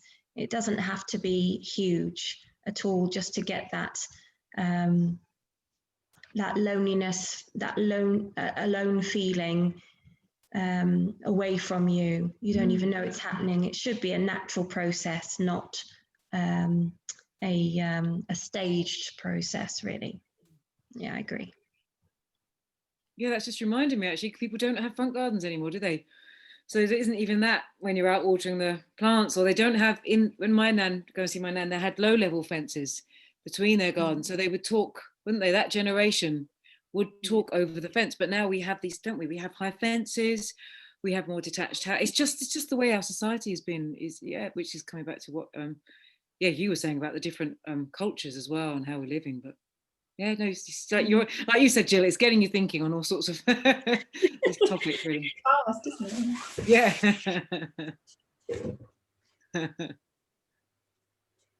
Yes.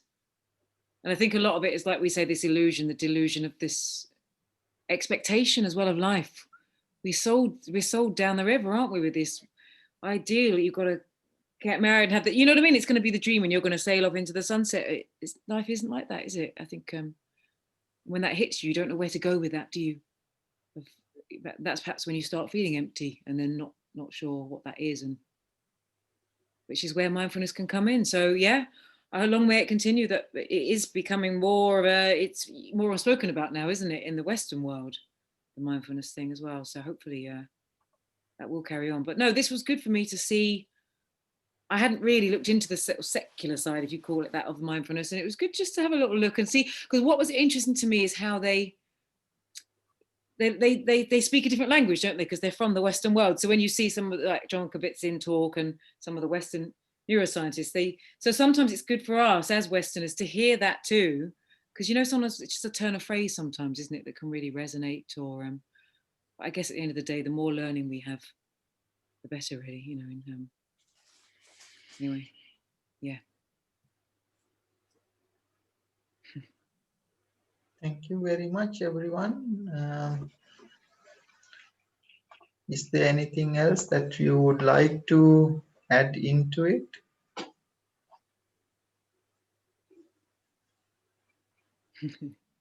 Is there anything that you wanted to ask about how the mindfulness, or even to share some experiences of your practice?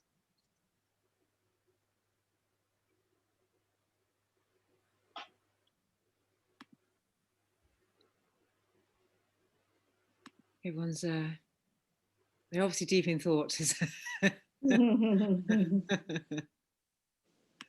think personally, just being able to practice compassion and just the metta practice towards myself has helped me reduce this feeling of loneliness at times. So yes, very powerful. That is a very good point to remind us about this compassion mindfulness practice. It does certainly help compassion. I think Tura has read some of those scientific researchers like Professor Paul Gilbert and Professor Mark Williamson. Would you like to share some about compassion and loneliness, Tura?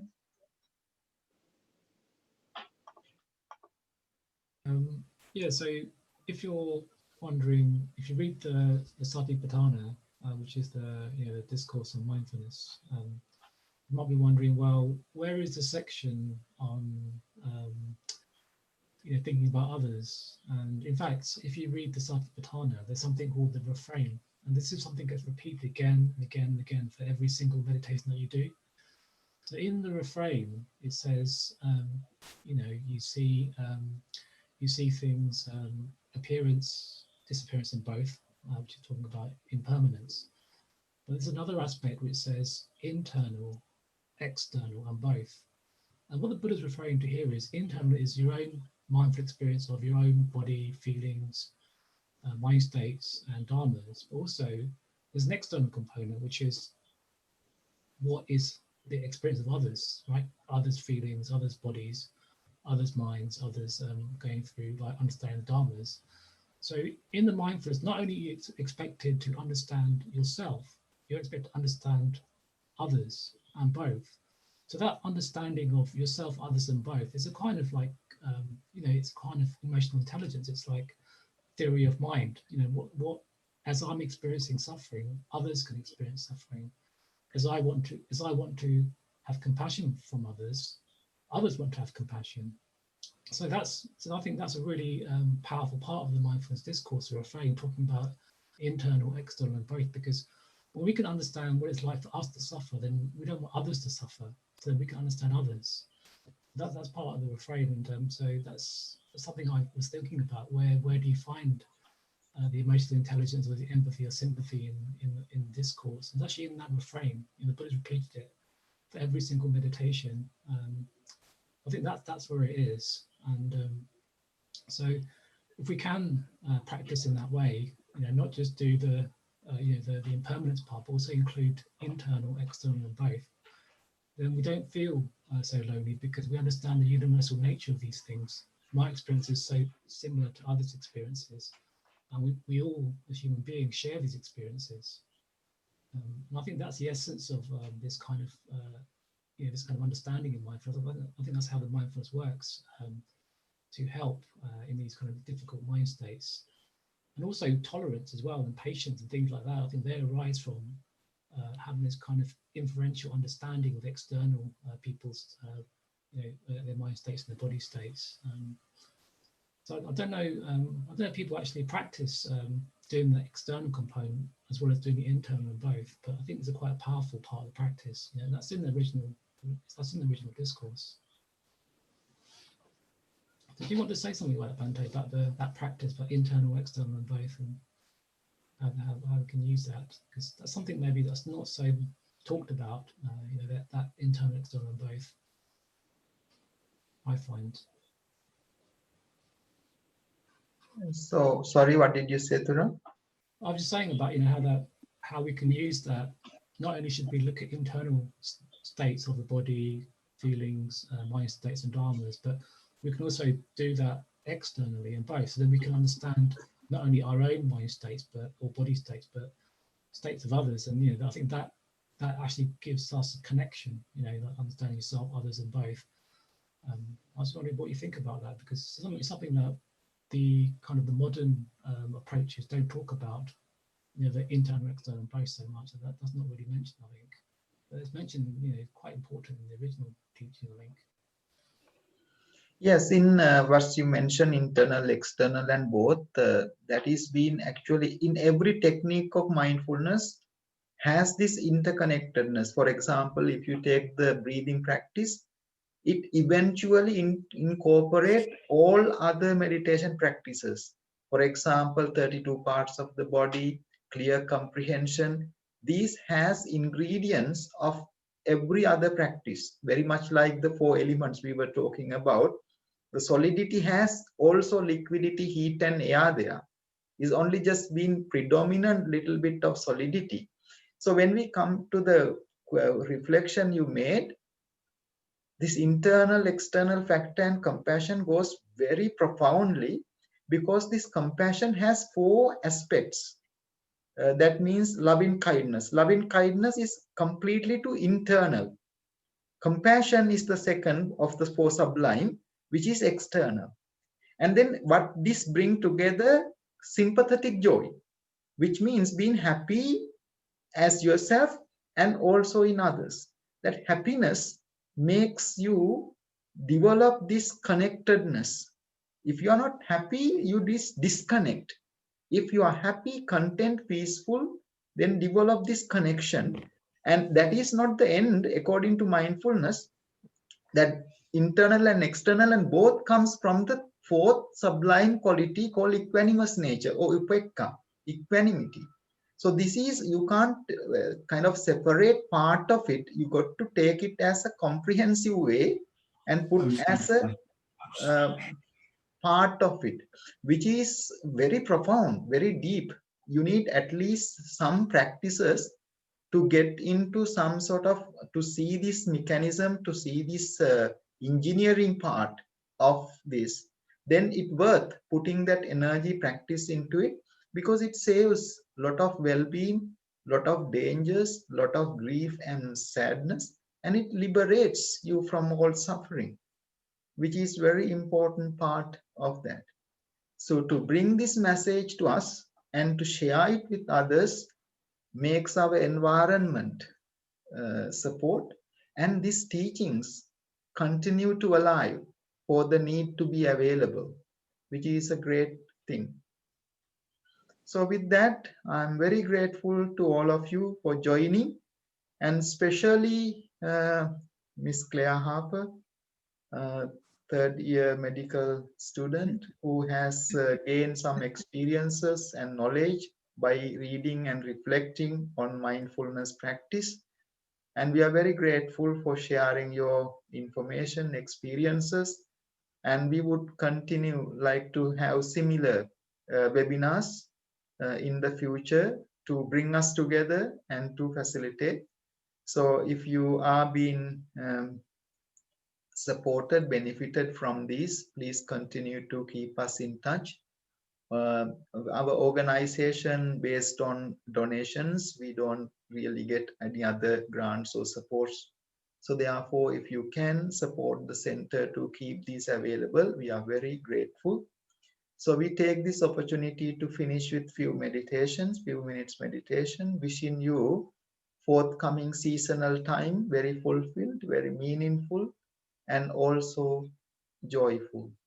And we wish you and all in the whole universe to overcome this difficulty.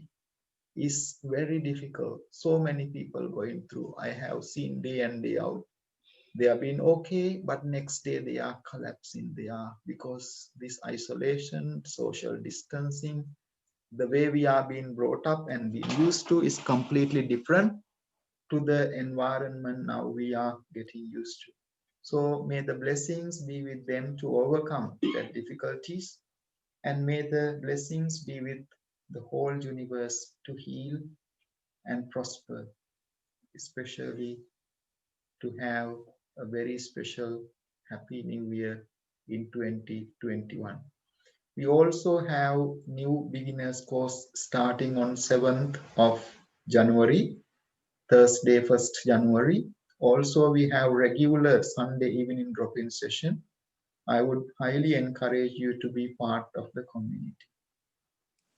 So thank you very much, Claire, and also all the others who contributed in the conversation and question and ask question sessions.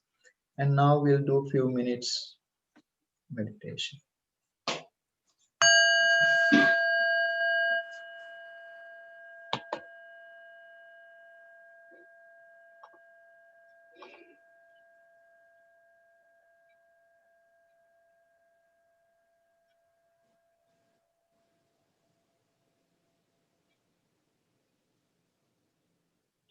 Those who are lack of connecting to the body have the greater chance of experiencing loneliness.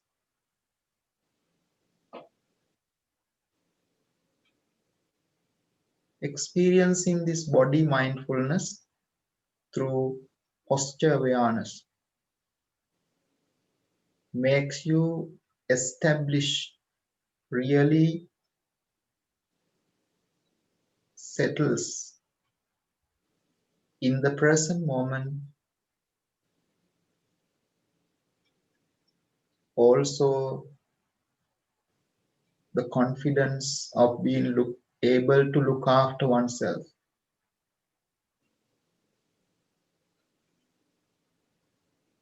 Just experience the whole body, the posture sitting, then slowly bring the kindness, being kind.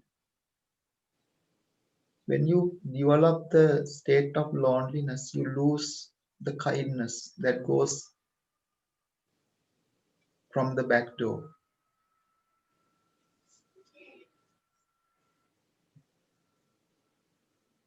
So that feeling grateful, kind to yourself, let every part of the body relax.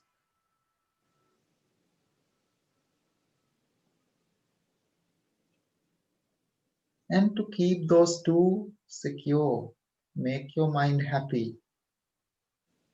That sense of happiness is what we were talking about.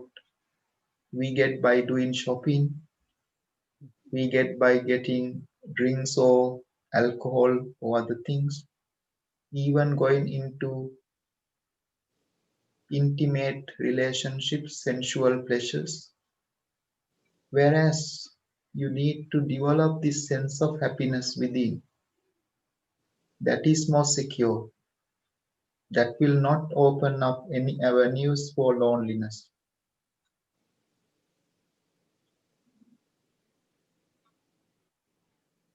Bringing a gentle smile onto your face. Experience that happiness here and now. It is not an external thing or substance brings you happiness. You are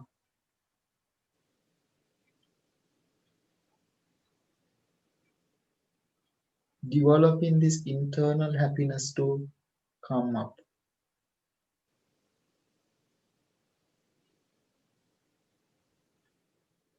And then take a gentle breath slowly in.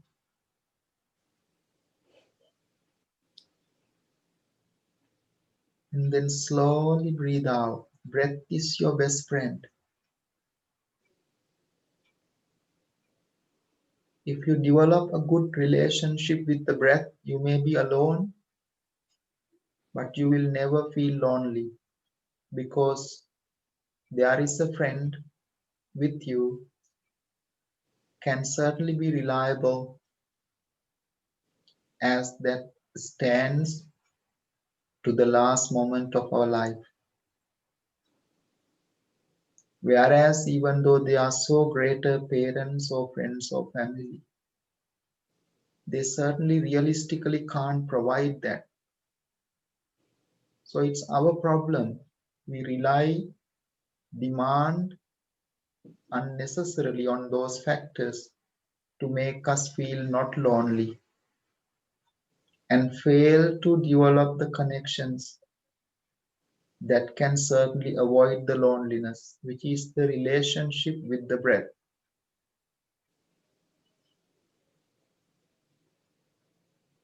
But not just awareness of breath, but being comfortable, happy with the experience of the body. We breathe in.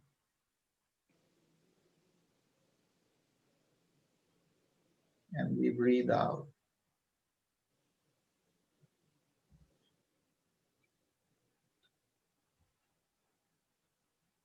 We breathe in.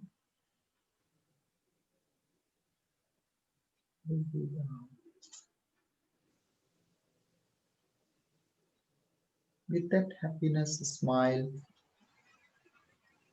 ease of our breath, and being so light and happy in the moment, let us develop some loving kindness, compassion practice.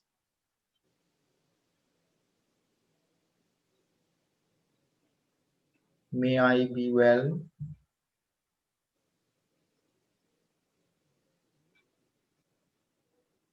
May I be happy. Truly, truly reflect that. Not just words. Absorb that into your heart. May I be peaceful.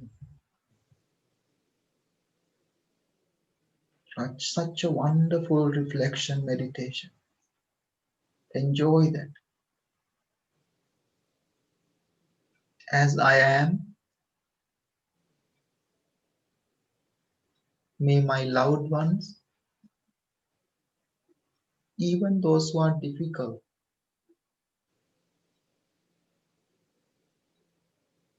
neutral, and all beings alike, be well, be happy, be peaceful.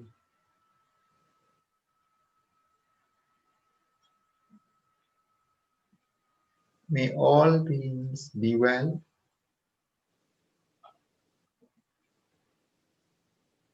May all beings be happy.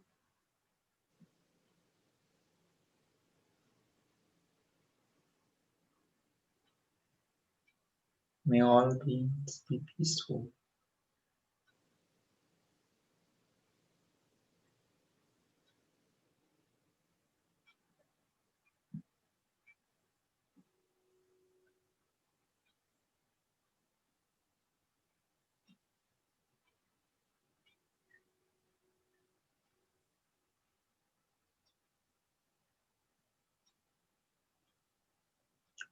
Just experience this nature of the body, mind, and the concepts of identity, me, myself, others, are somewhat conventional, relative truth. The reality is the sense of compassion, sense of nature of change, impermanent, and be in balance in the body and the mind.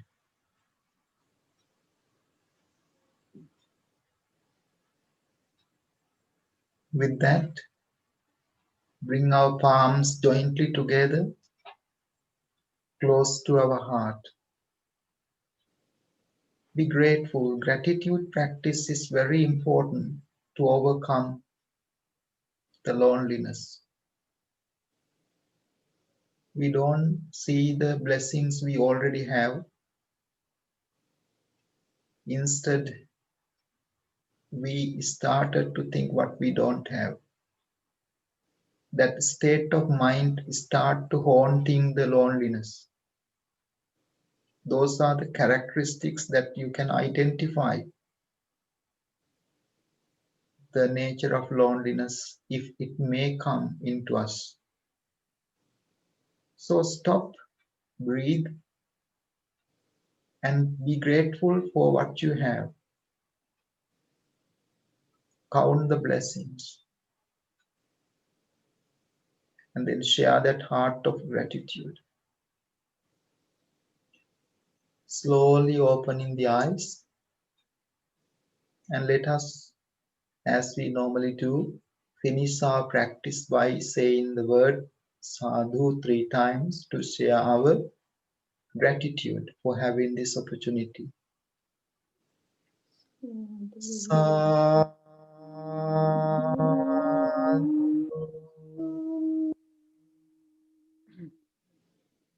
Sadhu.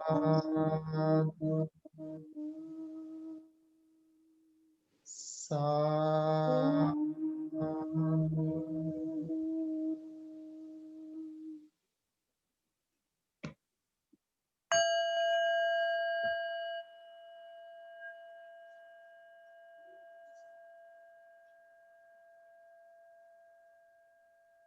Thank you very much, everyone. Wish you a very happy Christmas and a very healthy, very progressing, prosperous New Year.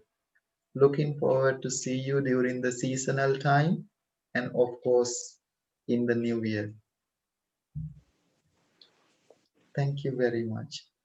Thank you. Thank you, everyone. Thank you, Bante. Thank you, Bante. Bye. Good night, everyone. Thank you, everyone. Good night. Thank you, everyone. Thank you, Bye. Claire. Bye. Thank you. Happy Pleasure. New Year. Thanks for listening. Thank you. Thank you.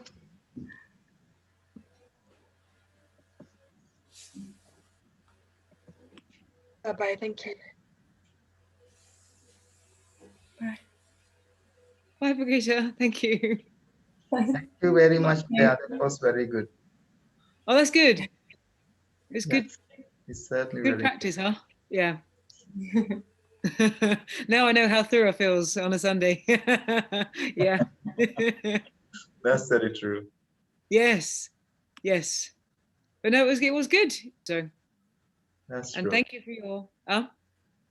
Yes, yes, yes. And if by making you available to talk and share, that you learn more. Yes, it's true. So Mm. thank you. I was busy looking over it all today, trying to, but it's good. And it's good. Thank you for your teaching. I hope I brought that across enough in the talk. Obviously, because the problem was the talk was more on the second. I hope I didn't make it sound like it was all. But I think everyone here knows the teachings from you and Padma and Thura anyway, don't That's they? right. So Yes, that's right. Yeah. It was very nice that everybody came alone and had a good conversation. We are missing that part, having a chance to talk to each other.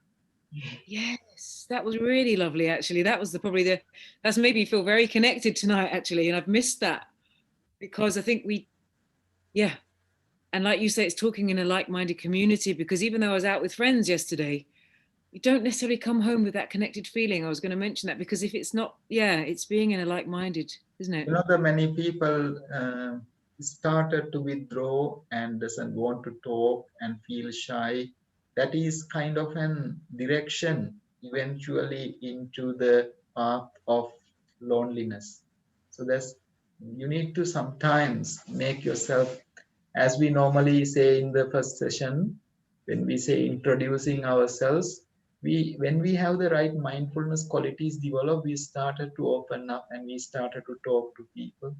We started to share how you are, good morning and good evening, and have a nice day. That is gone when you started to go down in your mind. Yes. So it's really good that what you've said and what others have said. It's made me even more aware of the specific problems of loneliness. Like that, you're right. When you're heavy, you don't have that lightness with others, do you? So it becomes even heavier, doesn't it? Yeah. So yeah. When people say that I need to have some space, leave me alone, that type of words comes is kind of an pre-warning to the other side of the fence. Yes, I can see a lot of that within myself. So yes, and Bobby, my partner, Bobby, he was here. I don't know if he's still here, but he was listening tonight as well. So that's good. I've been trying to convince him to do some mindfulness, but I said to you, oh, here he is. Yeah, we do talk about the mindfulness. Hello, welcome, Robert. Robert, yes. Yes. I saw him. He was well listening. He was very attentive throughout the program. Yeah, so Brigitte, hello, you can tell him how good mindfulness is, you see. Yes, yeah. I would like to see you one day, Robert, and I want to convert you soon. He's not saying anything. Yes, Brigitte, you would like to share? Who? No, I've enjoyed it. It was very, very good. Very good. Nice to see all you people, and Claire's wonderful, isn't she not? Thanks. You can hear me? Yes. Oh, you can. Answer came then done, yeah. No, very good. Very good. Brigitte and Halia, isn't it? Is it Halia? Yes. Yes. Yeah, but everyone here tonight, Bobby, most of us, we've all done the courses, haven't we? Yeah. And this is Padma. Oh, Bobby's met Padma, you see. So that's. Oh, I know Padma. I like your lemon biscuits. Oh, yes. Lemon puffs from Sri Lanka. They were gorgeous there. Yeah. I did. There was one thing. There was a couple of things I was going to say, but I think what you've said. Bante said you kind of got that many things you're thinking about. I didn't know what to focus on. If you know what I mean. Had lots of different things going on in my mind, and I thought about like different, people talking about death and things, and cultures, different cultures and things like that. How everybody perceives it all. I suppose, and then obviously, when you said I was brought up, you're Catholic, I was brought up Orthodox, so you do say, things like being a sinner, and that I can kind of connect with that. But I know with death side, is sort of seen as a celebration more in the Orthodox religion, because they have picnics afterwards. Everyone goes on for days. It's like part of it's not seen so much like we see in United Kingdom. I think you've seen it. That's it. It's the end. But you just have a picnic afterwards, and it goes on for days. So it's just I don't know. You think about things, don't you? When you're talking, and yeah, different things that people say. You just try and put it in perspective, I suppose. Maybe we'll talk about that on Wednesday, maybe a bit more. I don't know, but yeah, but it was good. It's very thought-provoking. Your talk was quite thought-provoking in lots of different aspects to it. That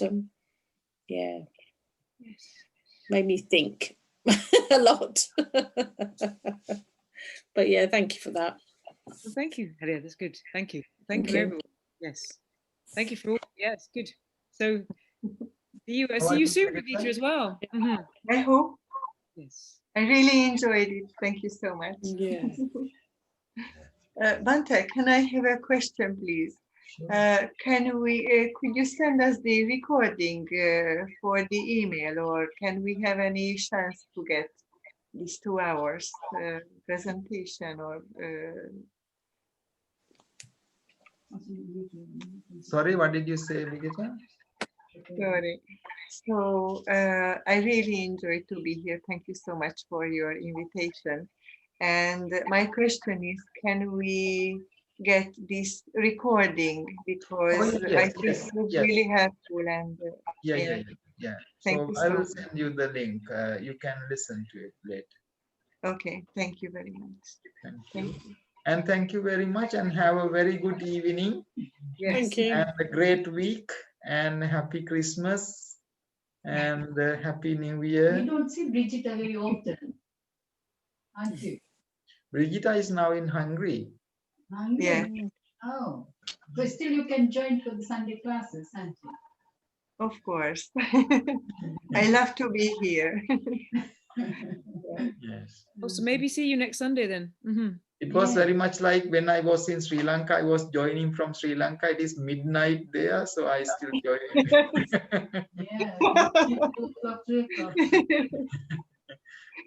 Yeah. Yeah.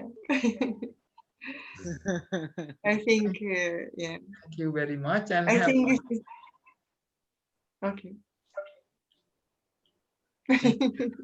Take Thank care. Thank you very much. It was lovely to see all of you. You too. Yes. Bye-bye. Bye then. It was nice to see you too. Thank you. Nice to see all of you. Thank you. Bye-bye. Bye. Bye, Brigitte. Bye, everyone. Bye.